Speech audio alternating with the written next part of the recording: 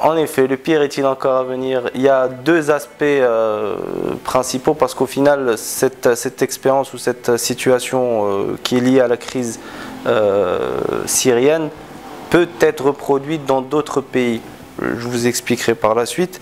Donc le pire est-il encore à venir? Pourquoi? Parce qu'il y a une vague de 800 000 personnes, dont 50% proviennent principalement, sont des gens des immigrés ou des réfugiés politiques ou des gens qui fuient la guerre en Syrie.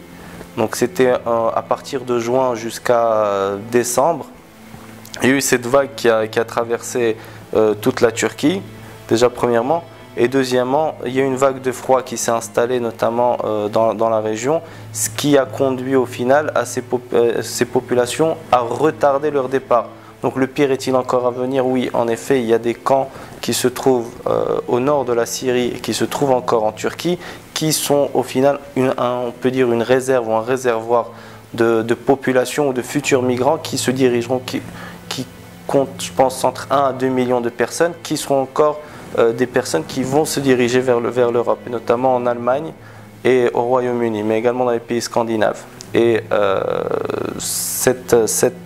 le fait qu'ils aillent en Allemagne notamment vient du fait que c'est le patronat allemand qui avait mis des pressions, notamment du fait que démographiquement la population allemande était vieillissante, donc il fallait avoir de nouveaux travailleurs plus jeunes, mais également pour attirer les salaires à la baisse. Donc avoir une population immigrée qui viennent sur le territoire tirerait en fait au final les salaires à la baisse. Maintenant ça c'est pour ce qui concerne le cas syrien.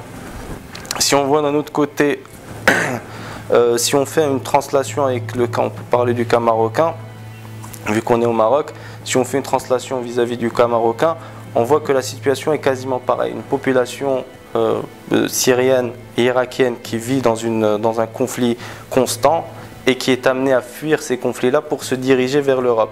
Le point de passage reste la Turquie, qui a une frontière proche maritime, notamment à travers la trajectoire maritime d'Izmir ou de la zone d'Izmir vers la Grèce, mais également une frontière terrestre.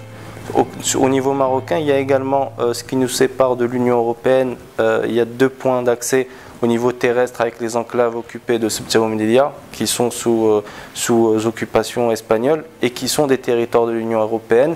Mais également, il y a une distance d'une vingtaine de kilomètres qui nous sépare, maritime, qui nous sépare de l'Espagne et de l'Union européenne.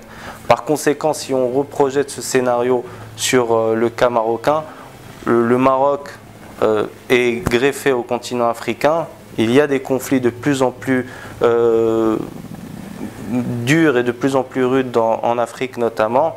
On a vu, il y a des attentats au Burkina Faso, des attentats au Sénégal, une crise malienne qui ne veut pas finir, le cas du Nigeria avec la montée de Boko Haram, du Cameroun. Et donc ces populations seront sûrement amenées à traverser le désert sahélien, le désert saharien, pour se rendre au Maghreb.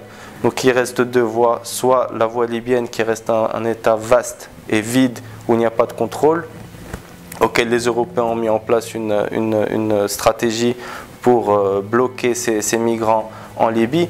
Et puis il reste le cas marocain où il y a un réservoir, un vivier de populations subsahariennes qui vivent au Maroc et qui, eux, sont prêtes à se diriger en Espagne. Donc on peut s'attendre à ce que ce scénario se reproduise, notamment au Maroc.